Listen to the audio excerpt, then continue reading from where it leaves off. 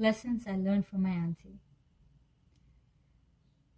The biggest dream my mom had for me as a child was that I would grow up to become a smart receptionist at the hotel she gave 30 years of her life to, cleaning and making beds.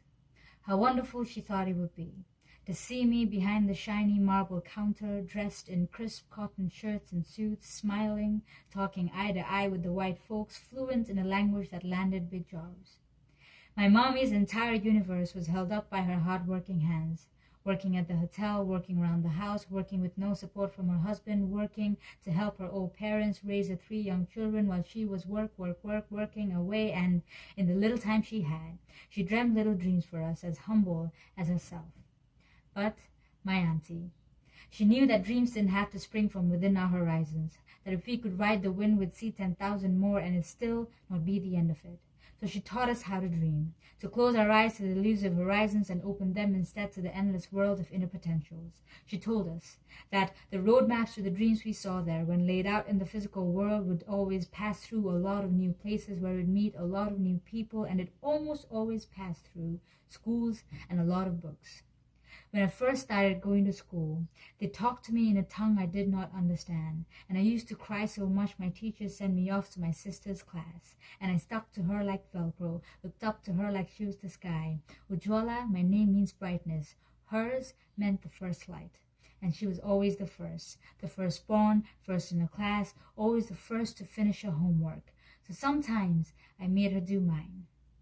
But my auntie, when she first found out about this, she sat both of us down on her bed, made my sister erase every single word she had written on my notebook, then calmly handed me the pencil. As I did my homework late into that night, my sister sound asleep by my side, the imprints of her handwriting still fresh on my notebook, a few drops of my guilty tears splattered onto its pages, forming translucent suns. My auntie washed over me like a guiding angel, offering me help and warm hugs. That night she taught me integrity, patience, and kindness, lessons that last me a lifetime, lessons I learned with love. I also learned from my auntie the joy in creating beauty. I watched her paint, sew, knit, cook, sing, dance, and passionately talk about the lyrical poetry in old Hindi songs. No wonder I caught the creative bug, and how it leapt over rainbows every time she got me presents. A box of crayons, drawing pads, pretty notebooks, and fancy pencils. How I'd wait for her to come home so I could read her the latest of my silly stories and my poems.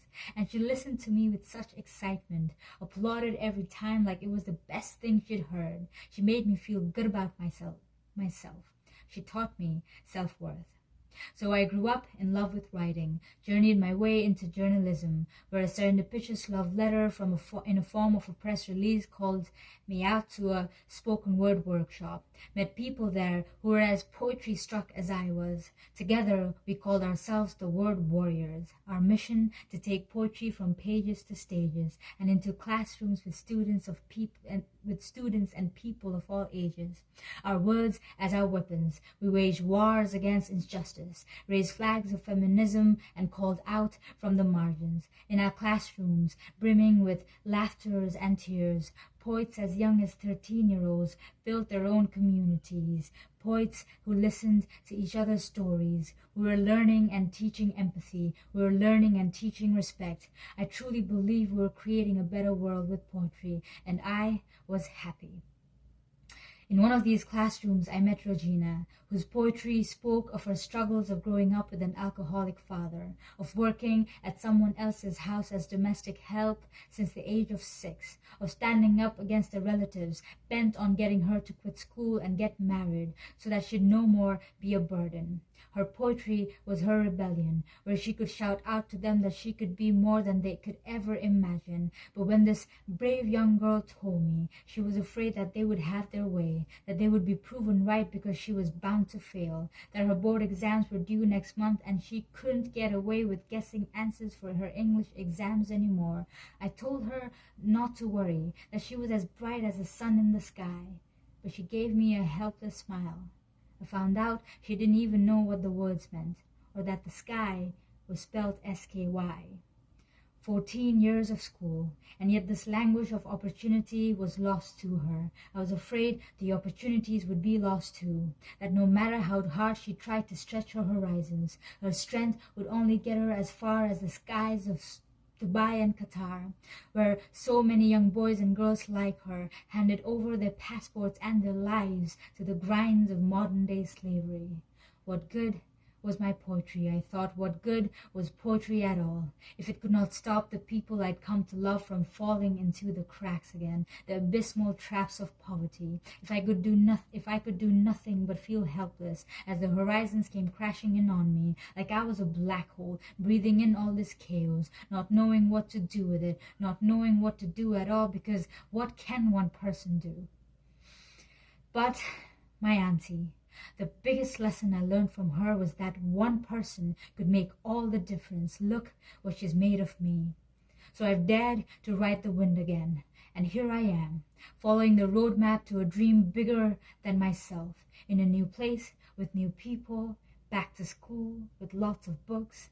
I wish I knew exactly where I wanted to go, but the truth is, I don't really know.